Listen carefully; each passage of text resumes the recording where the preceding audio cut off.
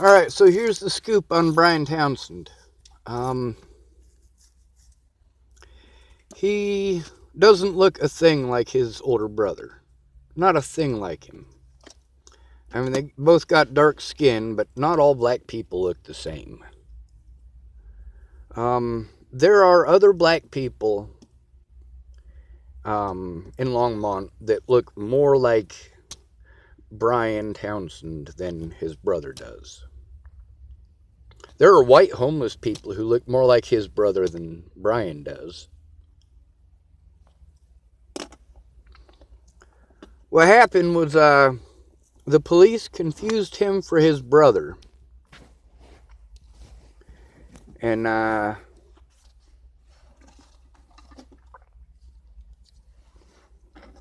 he flinched at the wrong time, apparently. An officer took that as a motion of aggression and smacked him in the head with a flashlight. Bryan Townsend, one of my witnesses of the shit that went down and all the efforts that I personally made, himself too, to try to get an honest court date and try to get someone to look at this evidence and to try to get me healed up and somewhere safe. He did quite a bit for me. So the police in Longmont smacked him in the head with a flashlight. This is the third one of my witnesses who's been assaulted by the police in Boulder County.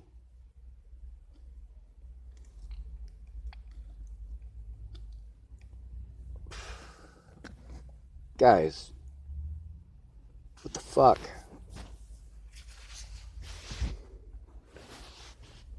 Maybe there ain't no conspiracy. Maybe I'm just crazy. Maybe each one of these people's individual motives are the reasons that they did these things. I tend to believe it's both. It's a lot easier to get a lot of people working together on a conspiracy if they all got something to lose from the truth coming out. Some of these people that didn't want to come forward with the truth, it's because they have things to fear losing, like their houses, or their children, or their jobs, or their husbands or wives.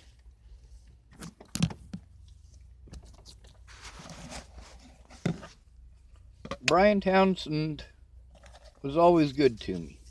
There was a couple of times where we had some pretty hefty disagreements about the race card.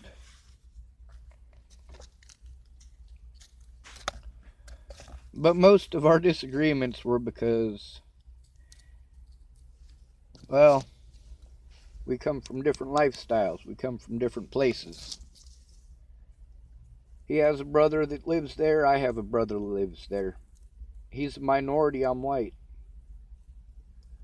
But Bryan Townsend, he was quite often telling me, Sean, you know, you're black. I'm like, no, I'm not.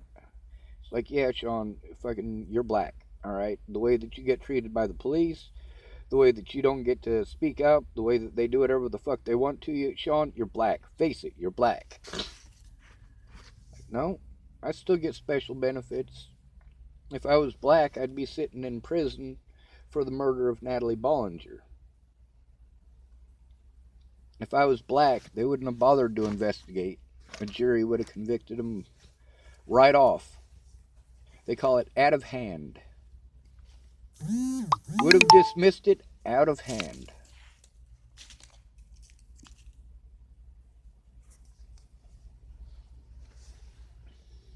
Bryan Townsend is a close personal friend of mine. But also, he's one of them people that's not a friend. He's not a friend because I can't see him in person. He just exists on Facebook, out of sight, out of mind.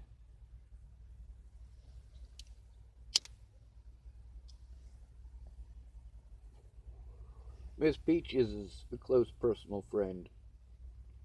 Maddie Bowe is a close personal friend. Aunt B, I thought of her more like a mother than I ever considered my own mother. Of course, Aunt B was the one who did motherly things. despite her husband's objections. We kind of hoped that in his old age, Uncle D would understand that that's just who Aunt B is. Just like I hoped people would remember who I am. But no, I'm just messages on Facebook now. And these people who get to see their loved ones and get to have conversations and do fun things with human beings. You know, it'd be nice to be able to have that. It'd be nice to have that in my own life. But I don't get to have that.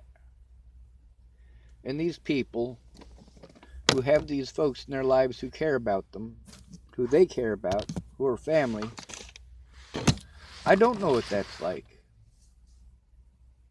With Miss Peaches, she knew enough that she could have talked to some people and gotten something coordinated, because she knew enough about the situation. She could have talked to the news and the media.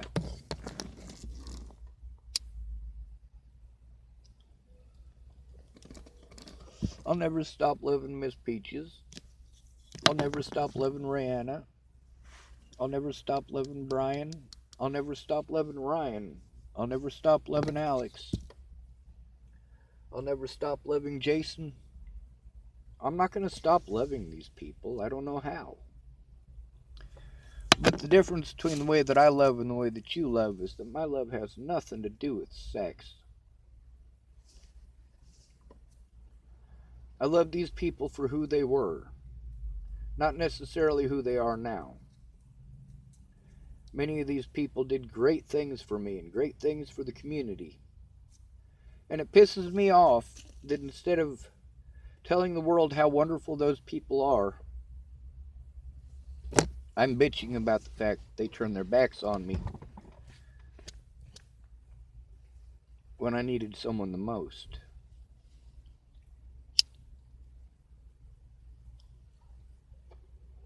Ever since I hurt my back on my birthday in 2015, I've had to deal with this. People telling me I'm making excuses. People telling me I'm not trying. You see them parents walking by with their kids, and they tell their kids, stay away from people like that. Okay, fine then. Statistically, though, it's the man holding that child's hand who's going to do bad things to that child. And statistically, that mom who's saying, stay away from people like that, is the same mom who isn't going to do anything about it because she loves him. She doesn't want to believe that he would do anything like that. And when her daughter starts cutting on herself, it's time to send that daughter to a nuthatch because obviously she's crazy.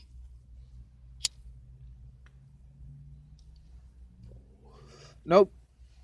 She's forced to normalize, and it hurts. She has to normalize with her aggressor.